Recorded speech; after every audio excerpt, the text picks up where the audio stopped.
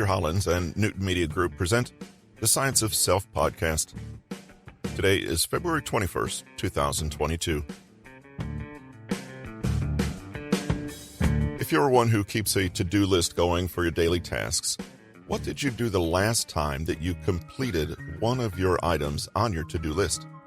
Did you mark off that item and then find yourself thinking, what should I be doing right now? If it takes you 5 or 10 minutes every time you look at your list to figure out where you should be and what you should be doing next, that's a massive inefficiency that needs to change. From Peter Hollins' book, 30 Days to Self-Discipline, we study the concept of categories and using those categories to organize your to-do list.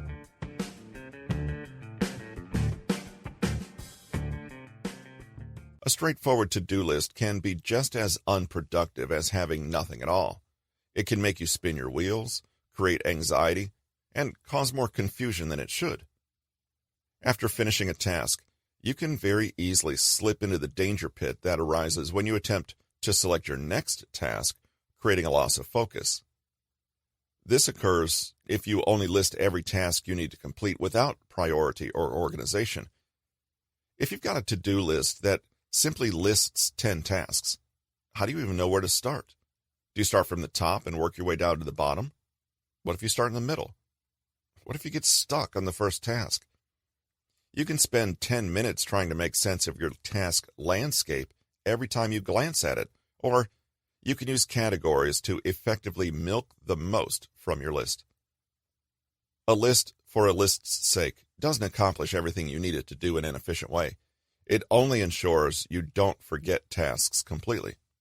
Of course, this is valuable in itself to reducing your stress and anxiety, but we're striving for more than that. Break your to-do list into categories that will let you know exactly how to spend each minute of your day. Here are the 5 categories I suggest for your to-do list on steroids. They're ordered from top to bottom in terms of priority, because that's what matters. This is how you squeeze productivity out of every waking minute. The categories work sequentially. Only when you feel you're done with the prior category should you move on to the next. Category 1, immediate attention. Immediate attention. Well, that's self-explanatory, isn't it? Check this one first and stay here until it's empty. These are the tasks that you must do that day or even every hour. There might be deadlines associated with them, either internal or external. Order tasks within this category from most urgent to least. This is the first category to address when you look at your to-do list. Everything else for the day is just a bonus and nice to have. In fact, you should block everything else out until these items are completed because nothing else matters. Don't look at the other categories until your immediate attention items are done. Within this category, you should order the tasks from the most urgent to least. This is where the essential work is and where you should focus your efforts. For a teacher, immediate action items might be grading homework assignments or writing a test to be given the very next day. Things for the following week can be ignored and put off until later. Category 2, in progress. These are tasks you've been working on or that might be longer term in nature. They're not urgent. In-progress items are, for all intents and purposes, what you are planning to begin your day with, except for the fire drill of the immediate attention tasks. You may not be able to finish them that day or hour, but you should check in on them to see how they're progressing after you've attended to your most urgent, immediate action items. These are also items that might need incremental work every day, so make sure to meet your daily responsibility to them. These tasks won't make it into the immediate action category because they can't be accomplished in one day or sitting, so their urgency is lower. Still, this should be the second category you check to make sure that long-term or frequent projects are indeed moving along as they should. Often, these appear to be more important than they are because they're always present, but don't let that fool you. There will likely be no quick consequences for missing these items. For a teacher, in-progress items might be monitoring grades, dealing with emails from parents, or organizing a field trip for next week. These are all things that need to occur on a regular basis, but they can always slide down in priority when urgent matters come up. Category 3, follow-ups. These are items that aren't necessarily in your control, but you need to check up on them to make sure they're moving along. This category is outward-facing and focused on corresponding with others and checking on tasks in motion.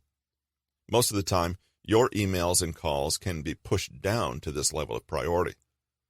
This is an especially frustrating category because it feels like you should be doing something about them, even though there's nothing to do.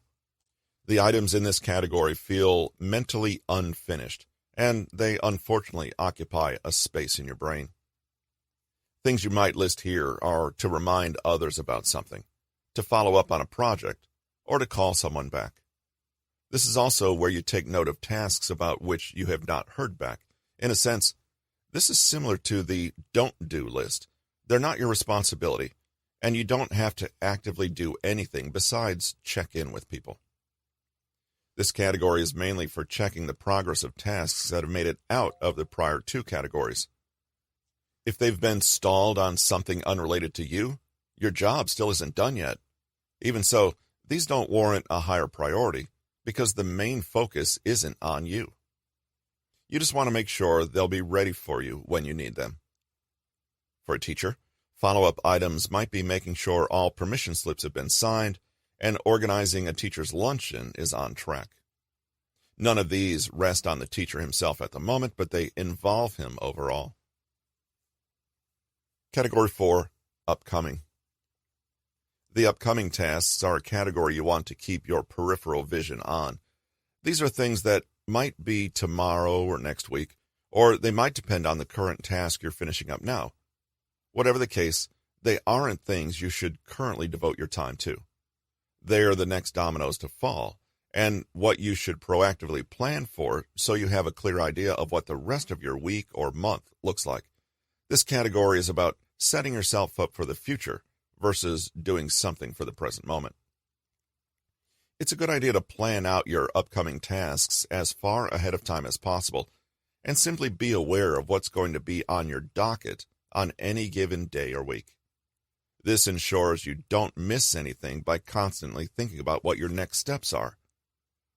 What will you need to focus on once your current docket is clear, and what kind of urgency will those items require once they become current?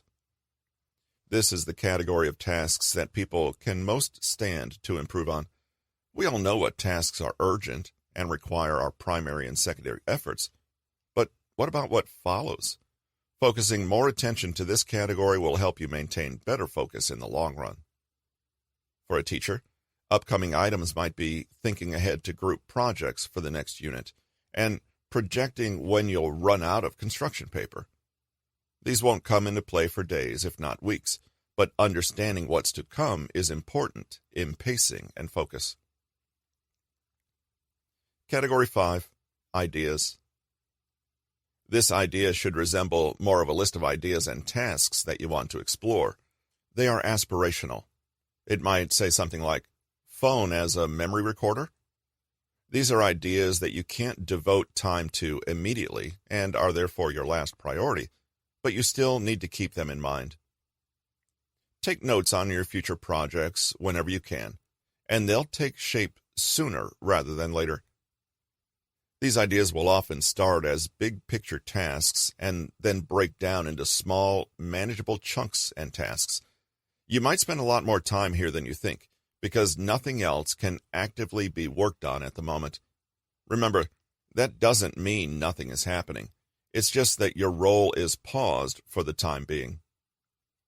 This category is about planning for the future and long-term success. If you have extra time, this is something you can work on developing, but not until the rest of the categories are accounted for. Those are higher priorities to take care of and manage. Ideas is the last category you check. It's a luxury to be able to reach this category. It allows a level of thoughtfulness and attention that we tend to ignore. For a teacher, ideas might be researching next year's curriculum and new ideas for class field trips. Getting into the habit of brainstorming new ideas and areas for improvement is certainly going to set this teacher up for success. Remember, the objective of categorizing your to-do list is to cut down on the mental effort involved in thinking, what should I be doing right now? It gives you a clear blueprint as to where your efforts are needed. If it takes you 5 to 10 minutes every time you look at your list to figure out where you should be, that's a massive inefficiency that needs to change. If you institute categories, you'll know exactly what you should be doing at any minute of the day with just a quick glance. We'd like you to help us keep this podcast sponsor-free. Please take a moment in your podcast provider to subscribe to the podcast, leave a rating and a review, and share an episode or the podcast itself with a friend.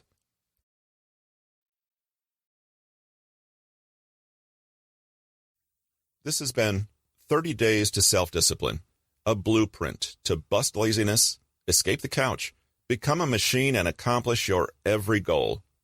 Written by Peter Hollins, narrated by Russell Newton. Copyright 2021 by Peter Hollins. Production copyright by Peter Hollins.